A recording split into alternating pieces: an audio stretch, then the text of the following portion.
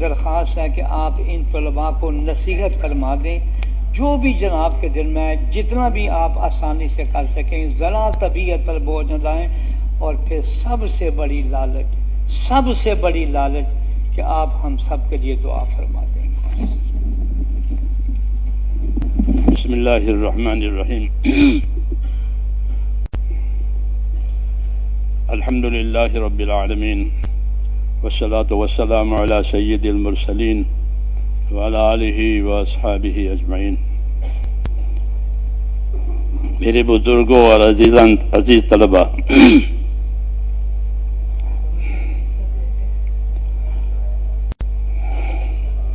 اس سے پہلے طلباء کرام سے ہمارا ملنا ہوا رائے منڈ میں نے ان سے عرض کیا کہ اللہ تعالیٰ نے آپ کو بہت بڑا شرف عطا فرمایا ہے۔ کیوں کہ حدیث پاک میں ہے کہ ساری دنیا لعنت کے تحت میں ہے، ساری دنیا کی حکومتیں، دنیا کی تجارتیں، دنیا کی سب چیزیں کس کے تحت میں ہے؟ لعنت کے تحت، بعید ہے اللہ کی رحمت سے، چاہے وہ کتنی بڑی حیثیت ہو اس کی، وہ رحمت سے بعید ہے۔ پھر رحمت کے دائرے میں کون ہے؟ رحمت کے دائرے میں کون ہے؟ کہ رحمت کے دائرے میں ہے اللہ کا ذکر۔ اللہ کے ذکر سے مراد اللہ کی اطاعت ہے، کیونکہ کل مطیع ذاکر، قاعدہ ہے یہ کہ ہر وہ آدمی جو اللہ کی اطاعت میں ہے وہ اللہ کے ذکر میں ہے۔ تو اللہ کی اطاعت جو ہے وہ ہے رحمت کے نیچے۔ پھر اطاعت کی طرف لے جانے والے جتنے اسباب اور وسائل ہیں وہ بھی، جو قاعدہ ہے شریعت کا، للوسائل حکم المقاصد، یہ قاعدہ ہے کہ وسائل کا وہی حکم ہے جو مقاصد کا ہے۔ مقصد طیب ہے تو وسائل بھی طیب ہے، مقصد خبیث ہے تو وسائل بھی ایسے ہی ہے۔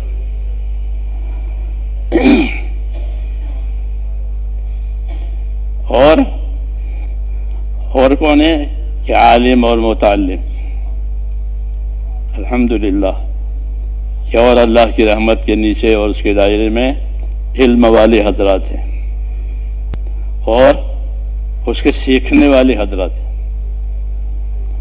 کیونکہ دنیا سیکھنے کی جگہ ہے، دنیا برتنے کی جگہ ہے، آخرت انجام پانے کی جگہ ہے۔ جی ہاں، تو عالم اور متعلم یہ رحمتوں کے دائرے میں ہے، کیونکہ جو علم اللہ تعالیٰ نے ہم کو دیا ہے وہ بہت بڑا شرف ہے۔ دو چیزیں بڑی نعمت ہیں، ایک ایمان، ایک علم، یہ دو بڑی نعمتیں۔ ایمان یہ تو اللہ کے تعلق کا نام ہے، اور ایمان کہ ایمان کا اثر یہ ہے کہ ایک آدمی بھی اگر زمین پر اللہ اللہ کرنے والا ہوگا تو قیامت نہیں آئے گی۔ ایمان کی یہ تاثیر ہے کہ عالم کے بقا کا یہ ذریعہ ہے، یہ عالم باقی رہے گا جب تک ایمان کا اثر باقی رہے گا۔ ایک آدمی بھی اللہ اللہ کرنے والا ہے زمین روئے زمین پر تو اللہ قیامت نہیں لائیں گے، بلکہ پورا یہ کارخانہ چلتا رہے گا۔ حالانکہ عام طور پر ایک پیسنجر کے لیے گاڑیاں چلتی ہیں کہ بھئی ایک ہی پیسنجر ہے تو نہیں چلائے گا وہ، لیکن یہ چلے گی ایک آدمی اللہ اللہ کرنے والا ہے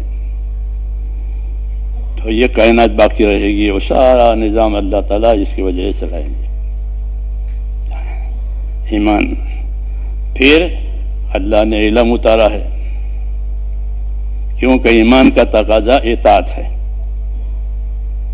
ایمان کس چیز کو مقتضی ہے کہ ایمان کا تقاضا اطاعت، جو اللہ پر ایمان لائے ہیں یعنی اللہ کی اطاعت کریں گے۔ پیغمبروں کا دنیا میں آنا اسی مقصد کے لیے ہے، وَمَا أَرْسَلْنَا مِن رَسُولٍ إِلَّا لِيُطَاعَ بِإِذْنِ اللَّهِ۔ کہ انبیاء کرام کی آمد دنیا میں وہ اللہ تعالیٰ کی اطاعت قائم کرانے کے لیے ہی ہے۔ پھر اطاعت کے حدود قیود تاکہ وہ صحیح ہو جاوے، تقصیر سے اور گولو سے بچ جاوے. اس کے لیے کیا ہے کہ اس کے لیے اللہ تعالیٰ نے علم اتارا صحیح رہبری کے لیے، تاکہ اس میں کسی قسم اس اطاعت میں کسی قسم کی تقصیر نہ ہو. تو یہ دوسری نعمت ہے علم، کہ اللہ کی اطاعت کے کیا تقاضے ہیں، اس کے کیا حدود قیود ہیں. ایک دوسری بات ہے کہ دنیا ہے یہ مخلوق، اس میں اللہ تعالیٰ کی مخلوق ہے.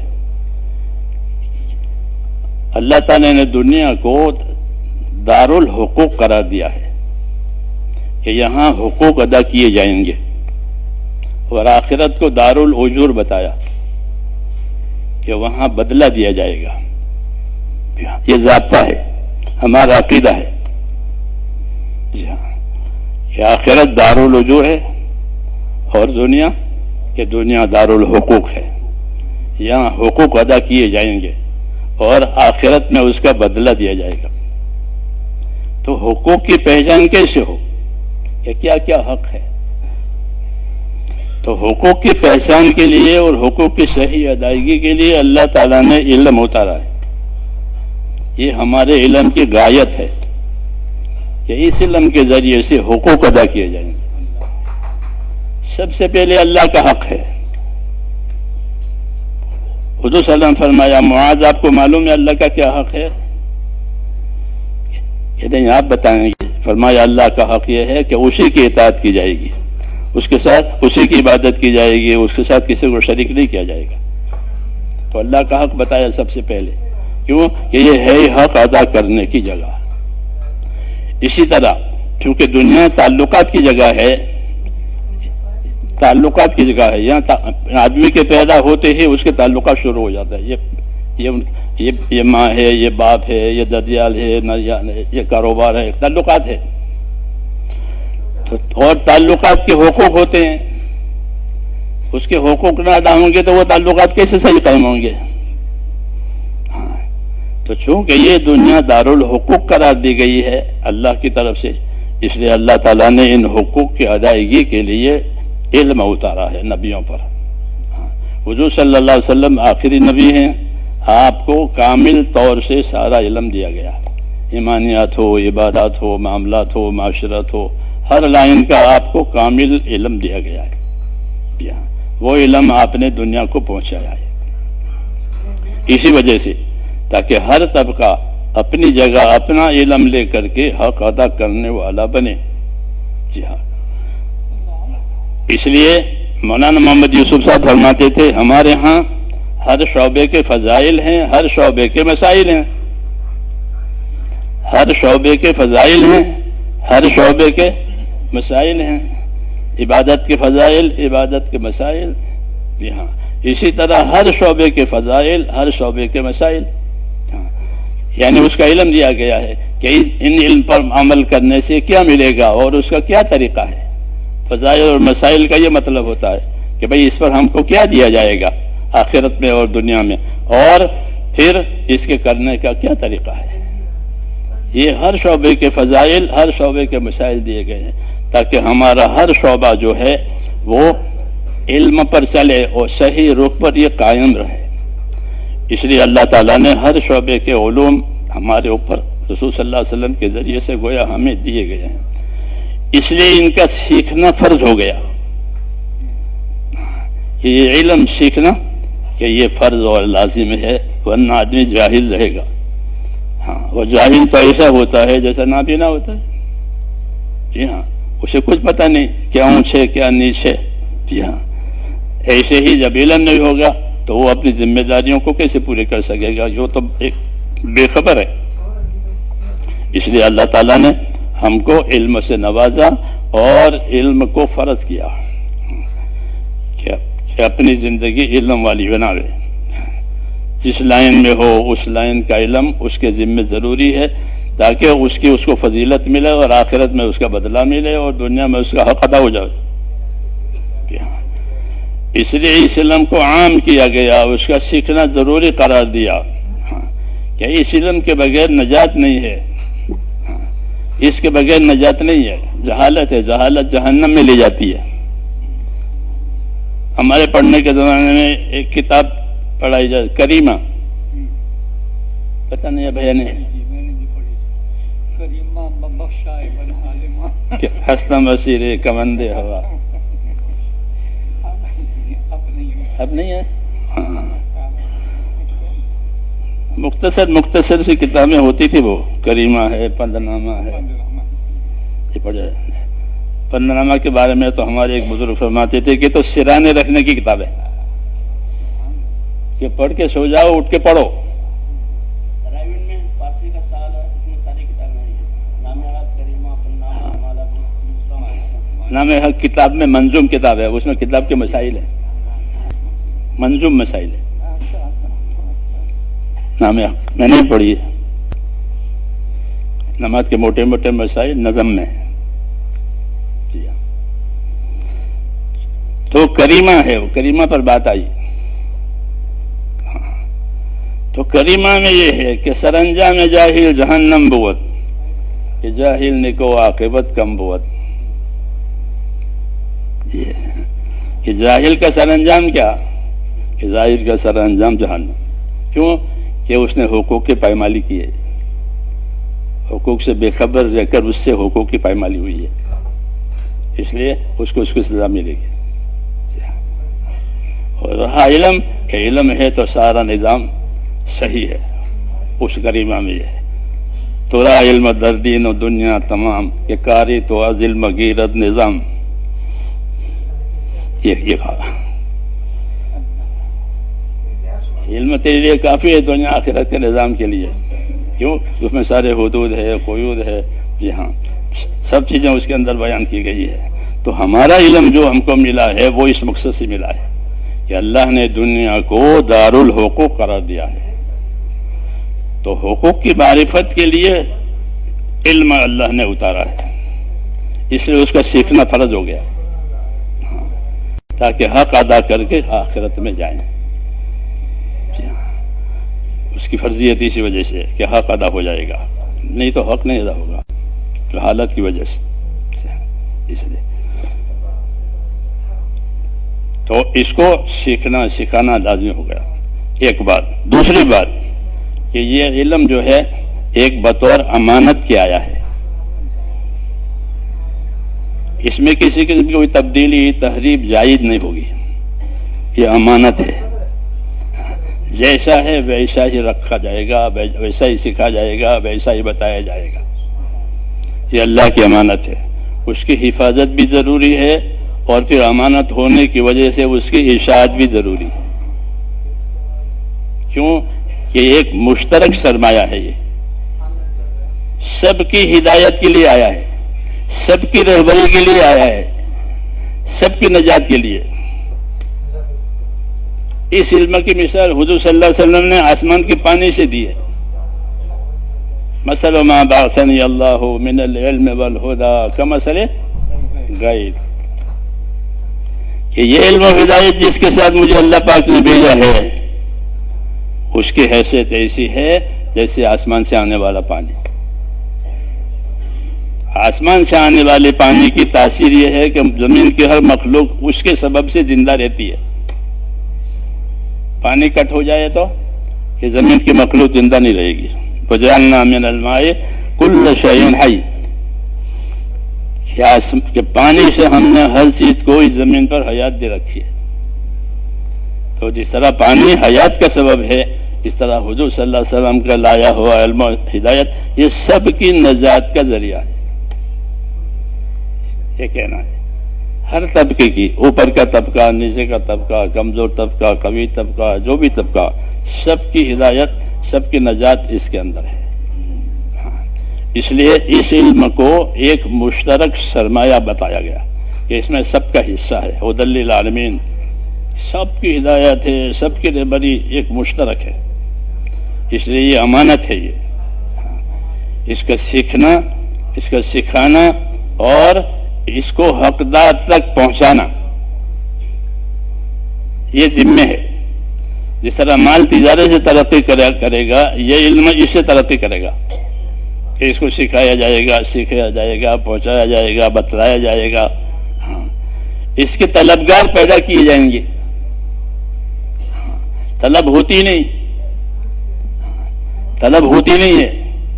جو چیزیں سامنے ہے اس کی طلب ہوتی ہے، اس کا نفع سامنے ہے اس کی طلب ہوتی ہے. اس کی طلب ہوتی نہیں کہ اس کی طلب پیدا کراؤ، لوگوں کو اس کا طالب بناؤ. جس چیز کی طلب پیدا ہو جائے گی وہ چیز ترقی کرے گی. یہ موبائل دنیا میں دیکھ لو. جی ہاں، ہر ایک کے پاس پہنچ گیا، یہاں تک کہ بھیک مانگنے والوں کے پاس بھی ہے. بھیک مانگتے ہیں اور موبائل رکھتے ہیں، پتہ نہیں کیا مسائل ہیں ان کے. جی ہاں، ہم نے دیکھا رکشا بیٹھے اور جا رہے اور موبائل ہے. ہمارے ساتھی ان بھکاریوں میں بھی محنت کرتے ہیں، تو مسلمان ہوتے ہیں نا جب، تو ان کو دعوت دیتے ہیں اور ان کو صحیح زندگی کی طرف. تو بعد لوگ پھر بھیک چھوڑ دیتے ہیں اور بعد لوگ مہلت مانگتے ہیں کہ جمعرات کو بھیک مانگ لیں، پھر ہفتے کے دن جائیں گے جماعت میں. اب ہمارے کارکن نے سنو. جی ہاں، کہ ہمارا ہر طبقے میں ہم محنت کرتے ہیں، ہمارے ساتھی محنت کرتے ہیں، اس میں یہ بھی ہے.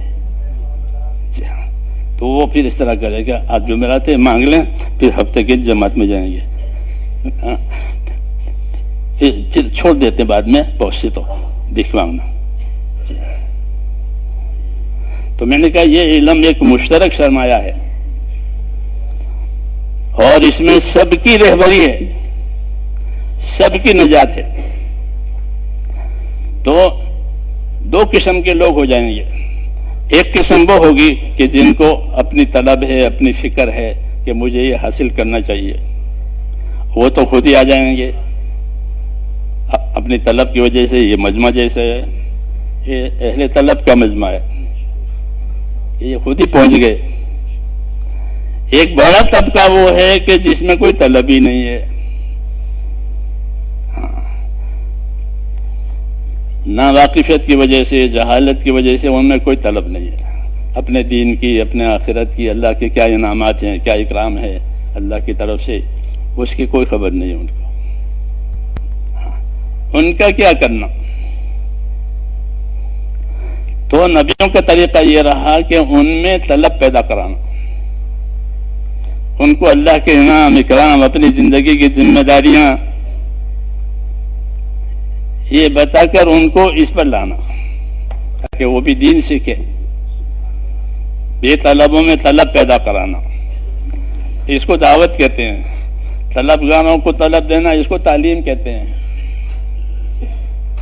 یہ تو طلبگار ہیں کہ ان کا تو حق ہو گیا، یہ تو مہمان ہو گئے، ان کے بارے میں تو حضور صلی اللہ علیہ وسلم کی وصیتیں ہیں. جی ہاں، یہ طلب کے ساتھ آئے ہیں کہ ان کو تو ان کا مطلوب دیا جائے گا، اور جن میں جو بے طلب ہیں کہ ان میں طلب پیدا کراؤ تاکہ وہ بھی زندگی کا مقصد پر آئیں اور اپنی زندگی کا مقصد کے مطابق اپنی زندگی گزاریں. تو اللہ تعالیٰ کی کتاب جو ہے وہ سب کے لیے ہے، علم سب کے لیے ہے، مشترک. اس لیے بے طلبوں میں طلب پیدا کرانا یہ ایک بڑا کام ہے. بڑا کام ہے. جیسے کہ دنیا میں کسی کو ایسی بیماری ہوگی کہ بھوک نہیں لگتی، نیند نہیں آتی، تو کیا کرتے ہیں کہ ایسا علاج کرو کہ اس کو بھوک لگے اور یہ کھانا کھاوے بھوک سے. نیند نہیں آتی، نیند آنا ضروری ہے، بھوک لگنا ضروری ہے. تو ایسے ہی زندگی کا مقصد اور آخری طرف طلب کہ یہ ضروری ہے، ورنہ تو زندگی بیکار ہو جائے گی اس کی. تو طلب پیدا کرانا. تو اللہ تعالیٰ نے نبیوں کے ذمے یہ بھی رکھا ہے کہ بے طلبوں میں طلب پیدا کراؤ. تو وہ بے طلبوں میں طلب پیدا کرانے کے لیے ان کے اوپر محنت کرتے تھے، اور اس محنت میں ان کو اپنی زندگی کی ذمہ داریوں کو سمجھاتے ہوئے اللہ کے انعامات، اکرامات، اللہ کیا دینے والے ہیں وہ بتاتے تھے. دوسرا کہ ان کے ساتھ حسن معاشرت اور اچھے اخلاق سے ان کے ساتھ معاملہ کرتے تھے، جس کی وجہ سے وہ مانوس ہوتے تھے۔ اگرچہ اس کام کی رفتار دھیمی ہے لیکن بنیادی ہے کہ اللہ کے انعام کرام بتا کر کے ان کو اللہ کی طرف متوجہ کرنا، آخرت کی طرف متوجہ کرنا، اپنی زندگی کی ذمہ داریوں کی طرف متوجہ کرنا۔ ہاں، پھر اگر وہ نہیں مانتے ہیں تو اگر وہ نہیں مانتے ہیں تو ان کو چھوڑتے نہیں ہیں، بلکہ انبیاء کرام صبر کر کے اپنا کام پورا کرتے ہیں اور ان کے ساتھ حسن اخلاق سے، حسن معاشرت سے زندگی گزارتے ہیں۔ جی ہاں، اس لیے ہر نبی دنیا میں اخلاق کے ساتھ آیا اور ترغیب کے علم کے ساتھ بھیجا گیا کہ ترغیب کا علم یہ ہر نبی کو دیا تاکہ لوگوں کو ترغیب دے کہ اللہ تعالیٰ نے تمہارے لیے کیا کیا تیار کیا ہے، اللہ تمہیں تمہاری اطاعت اور عبادت پر کیا کیا دینے والے ہیں۔ ترغیب کا علم یہ ہر نبی کے پاس آیا، رسول صلی اللہ علیہ وسلم کے پاس بھی آیا، آپ نے خوب ترغیبیں دی ہیں جی ہاں کہ اللہ یہ دینے والے ہیں، اللہ یہ کرنے والے ہیں، اللہ اس طرح تمہارے حالات کو بنائیں گے، تمہارے عمل پر یہ حالات ہو جائیں گے وغیرہ وغیرہ، فضائل تاکہ لوگوں میں اس کی رغبت پیدا ہو جائے۔ دوسرا طریقہ ان کو مانوس کرنے کا وہ انبیاء کرام علیہ الصلوۃ والسلام کے اخلاق، ہمدردی، ان کی ناشائستہ حرکتوں پر صبر کرنا، یہ دوسری چیز ہے جو ان کو مانوس کرتی ہے۔ رسول صلی اللہ علیہ وسلم چونکہ سب سے اشرف اور اعلیٰ انبیاء کرام میں، آپ کو اللہ تعالیٰ نے اخلاق کا سب سے اونچا معیار دیا گیا، کیونکہ آپ کے سامنے جو جہالت تھی، جاہلیت تھی، وہ بھی بہت پکی تھی، پکی جاہلیت۔ ہاں، کتنے صدیاں گزر گئی تھی اس جاہلیت پر، تو جاہلیت کا توڑ اس کے سوا نہیں ہو سکتا تھا کہ اچھے اخلاق کے ساتھ ایک بات چلائی جائے، اس کی وجہ سے جاہلیت کٹی۔ جی ہاں، اور لوگ آپ کی طرف متوجہ ہوئے، سب سے پہلے آپ کی امانت، آپ کی صداقت ظاہر ہوئی۔ ہاں، ایک مدت تک کہ یہ آدمی سچا ہے، یہ آدمی امانت دار ہے، تو لوگ مانوس ہوئے۔ پھر آپ صلی اللہ علیہ وسلم نے اپنی دعوت رکھی اور زندگی کا مقصد کی طرف متوجہ کیا کہ اصل زندگی تو عبادت کی زندگی ہے اللہ تعالیٰ کی، اور اس پر آپ نے اس انداز سے محنت کرائی کہ لوگوں کو اللہ کے انعامات اور اکرامات بتائے اور زندگی کی ذمہ داری کے کیا نتائج آئیں گے موت کے بعد، اور یہ بتایا کہ اصل زندگی تو آخرت کی زندگی ہے، دنیا ہمارے لیے پیدا کی گئی ہے اور ہم آخرت کے لیے پیدا ہوئے ہیں، یہ بتایا گیا۔ اور آخرت کے لیے کہ آخرت کے لیے یہ ہے، تو ہم کو آخرت بنانے کے لیے آخرت والا علم دیا ہے، جو علم ہم کو ملا ہے وہ آخرت بنانے والا علم ہے۔ جیسے دنیا کے لیے علوم فنون ہوتے ہیں دنیا کی ترقیات کے لیے، وہ دنیا کی ترقیات کے لیے ہے، لیکن آخرت بنانے کے لیے اور زندگی کی ذمہ داریوں کو پورا کرنے کے لیے اللہ تعالیٰ نے یہ علم تب جو حضور صلی اللہ علیہ وسلم کو دیا ہے، قرآن و حدیث کا علم، یہ زندگی کی ذمہ داریوں کو پورا کرنے کے لیے ہے، حقوق کی ادائیگی کے لیے ہے، ہاں، اور آخرت کے نجات بھی اسی پر ہے۔ اس لیے کہا کہ یہ اتنا ضروری ہے زندگیوں کے لیے جتنا کہ زمین کے لیے بارش کی ضرورت ہے، کہ زمین کے لیے جتنی بارش کی ضرورت ہے کہ بارش کے بغیر زمین کی کوئی آبادی نہیں ہو سکتی، ایسے ہی اس کے بغیر کہ زندگی کوئی آباد اور کامیاب ہو ہی نہیں سکتی جب تک اس کو دیا، اس لیے یہ دیا گیا اور اس کے ساتھ اس کی محنت دی گئی کہ اس کی محنت کرو اور لوگوں کو اس کے کیا کیا اس کے اندر خوبی ہے اور کیا کیا اس کے پیچھے ملنے والے ہیں انعامات اللہ تعالیٰ کے، اس کی ترغیب۔ جی ہاں، تو اس طرح یہ کام ہوا تو لوگوں میں دھیرے دھیرے اس کی طلب پیدا ہوئی، یہاں تک کہ پھر یہ طلب بڑھ گئی جو اس کی محنت ہوئی اور لوگ خوب اس کے طالب ہوئے۔ جی ہاں، اور اپنی طلبوں سے بڑے بڑے علوم حاصل ہوئے، اللہ تعالیٰ نے کامیابی دے دی۔ بے طلب ماحول تھا، اب بعد میں اس میں طلب آ گئی اور پھر اللہ تعالیٰ نے اس کو انجام تک پہنچایا۔ تو اس لیے ہماری زندگی کی ذمہ داری ہے کہ یہ ایمان اور علم، یہ دو ہماری زندگی کی بنیادیں ہیں اور یہ ایک مشترک امانت ہے، اس میں خود بھی اپنے آپ کو قائم رکھنا ہے اور دنیا میں یہ چیز چلے اس کے لیے ہمیں محنت کرنی ہے۔ تو اس محنت کے لیے یہ ایک محنت اللہ نے ہم کو یہ بھی ایک محنت دی ہے. یہ محنت چلتی ہے تو لوگوں کی زندگیوں میں تبدیلیاں آتی ہیں، آخرت کی طرف شعور اور دھیان بڑھ جاتا ہے، اور پھر وہ اپنی زندگی کی ذمہ داریاں پوری کرنے کے لیے سیکھتے ہیں یا جاننے والوں سے پوچھتے ہیں. طلب کی علامت ہے کہ سیکھے یا جاننے والوں سے پوچھے. تو یہ بات پیدا ہو گئی. سنا سے اب لوگ ان مسائل کو اور دینی باتوں کو طلب کی وجہ سے پوچھنے لگے. اگرچہ یہ 100% نہیں ہوا ہے، لیکن اللہ کا بہت فضل ہوا کہ پھر بھی بہت ایک مقدار میں بڑی طلب پیدا ہو گئی ہے. اس لیے اللہ تعالیٰ نے ہم پر یہ کرم کیا ہے کہ ایک تو ہم کو علم دیا ہے، اور علم کے ساتھ ہم کو اس کی دعوت اور محنت دی کہ حضور صلی اللہ علیہ وسلم نے اپنے تمام علوم کو دعوت کے ساتھ جوڑا ہے. جو علوم آپ پر نازل ہوئے آپ نے اس کی دعوت دی ہے، آپ نے اس کے ساتھ لوگوں کو بلایا ہے، کیونکہ یہ مشترک ہے، سب کے لیے آیا ہے. اس لیے یہی ہماری ذمہ داری ہے کہ بھئی علم کی کیا غایت ہے.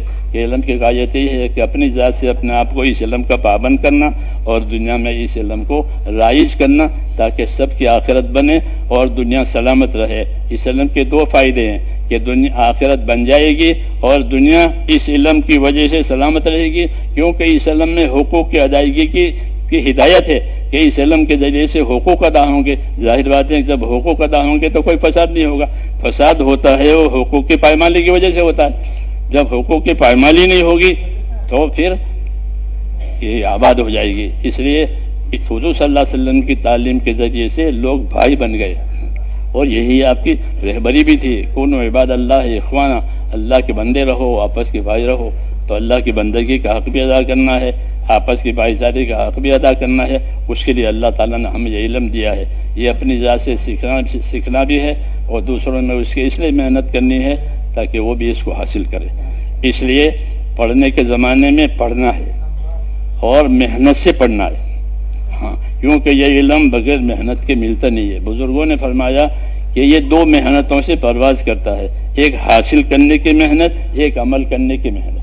تحصیل اور تعمیل یہ دو بنیاد ہے کہ اس کے حاصل کرنے میں محنت کی جاوے، اچھی طرح سے اس کی محنت کی جاوے. پھر اس کے ساتھ ساتھ اس پر عمل بھی ہو جاوے. ہاں، کیونکہ یہ عمل کرنے کے لیے آیا ہے، یہی اس کی جان ہے کہ اپنا علم پر عمل کیا جاوے. ہاں، تو اپنی ذات سے اپنا اس کو پابند بنانا، ہاں، یہی اس کی اصلی غایت ہے کہ علم سے مراد عمل ہے.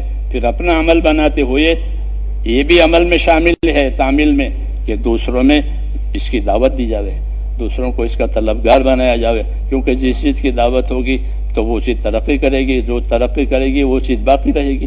جس کی دعوت نہیں ہوگی تو وہ کیسے ترقی کرے گی، وہ ترقی نہیں ہو تو کیسے باقی رہے گی. تو یہ بقا کا یہی ذریعہ ہے. اس لیے کہتے ہیں پڑھنے کے زمانے میں کہ پڑھیں اور خوب محنت سے پڑھیں، یکسوئی کے ساتھ، کیونکہ یکسوئی کے بغیر یہ ملتا نہیں ہے. ہاں، اس کے آداب ہیں، اس کے یکسوئی ہیں.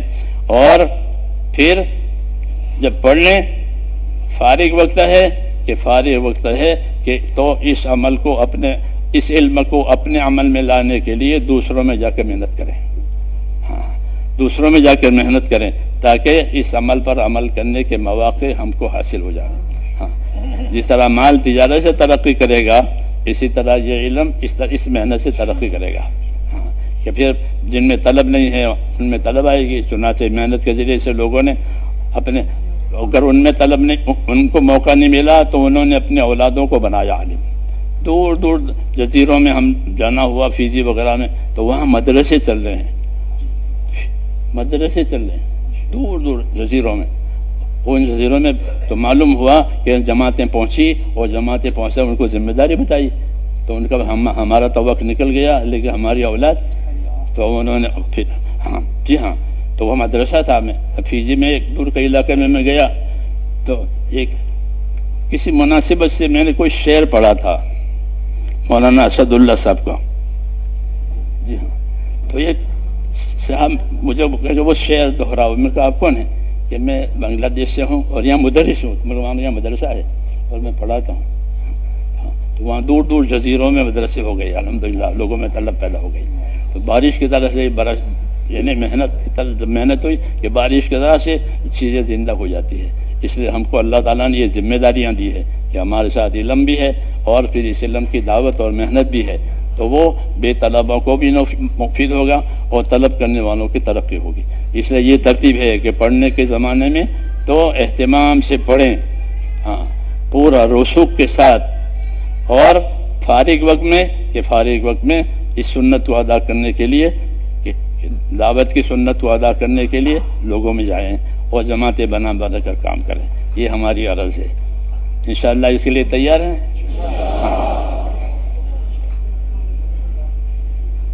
اب اجازت حدیث کی خواہش ہے جی. ویسے تو میرے بڑے بھائی جان بھی حضرت مدنی رحمۃ اللہ علیہ سے پڑھے ہوئے ہیں، لیکن یہ نسبت آپ سے حاصل کرنے کی بے چین ہے. دعائیں گے اس کو کھڑا کر دیں.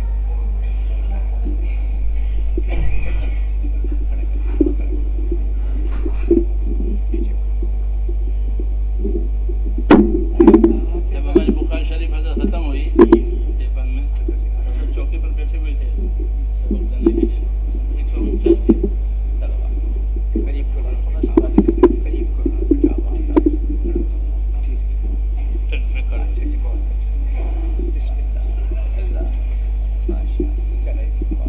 تو میں یہ عرض کر رہا تھا، مجھے ہماری بخاری شریف ختم ہوئی تو حضرت رحمۃ اللہ علیہ چوکی پر سبق پڑھاتے تھے، اوپر دارالحدیث میں. اس وقت طلبا زیادہ نہیں تھے، ہم کوئی 150 کے قریب تھے ہم لوگ. تو پھر جب بخاری شریف ختم ہوئی تو حضرت چوکی پر کھڑے ہو گئے. اور چوکی پر کھڑے ہو کر کے ہم لوگوں کو اللہ تعالیٰ ان کو جزائے ہم سے فرمایا کہ میں تم سب کو بخاری شریف کی اجازت دیتا ہوں. تو اس طرح مجھے کھڑے ہو کر انہوں نے ہم کو اجازت دی. اس طرح آپ حضرات کو بھی کھڑے ہو کر کے اس سند کی اجازت دیتا ہوں. اللہ تعالیٰ آپ کو برکت عطا فرما لے.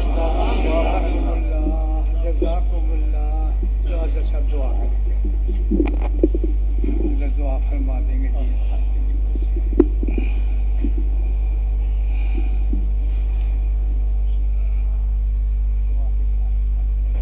بسم اللہ الرحمن الرحیم. اللهم لك الحمد كله ولك الشكر كله ولك الملك كله بيدك الخير كله إليك يرجع الأمر كله لا إله إلا الله وحده لا شريك له له الملك وله الحمد ويحيي ويميت وهو على كل شيء قدير. اللهم صل وسلم وبارك على سيدنا محمد النبي الأمي وعلى آله وأصحابه أجمعين. اللهم زدنا نبينا محمدا صلى الله عليه وسلم بما هو أهله وزي الأنبياء كلهم خيرا وسلام على المرسلين والحمد لله رب العالمين. ربنا ظلمنا أنفسنا وإن لم تغفر لنا وترحمنا لنكونن من الخاسرين. ربنا ظلمنا أنفسنا وإن لم تغفر لنا وترحمنا لنكونن من الخاسرين. ربنا إننا آمنا فاغفر لنا ذنوبنا وقنا عذاب النار. اللهم أقبل بقلوبنا إلى دينك وأقبل بقلوب جميع المسلمين إلى طاعتك. اللهم إن قلوبنا ونواسينا وجوارحنا بيدك لم تملكنا منها شيئا وإذا فعلت ذلك بنا فكن أنت ولينا واهدنا إلى سواء السبيل. اللهم كن أنت ولينا واهدنا إلى سواء السبيل. اللهم كن أنت ولينا واهدنا إلى سواء السبيل. اللهم آت نفوسنا تقواها وزكها أنت خير من زكاها أنت وليها ومولاها. اللهم ألهمنا مراشد أمورنا وأعذنا من شرور نفوسنا. ربنا حسنة وفي الآخرة حسنة وقنا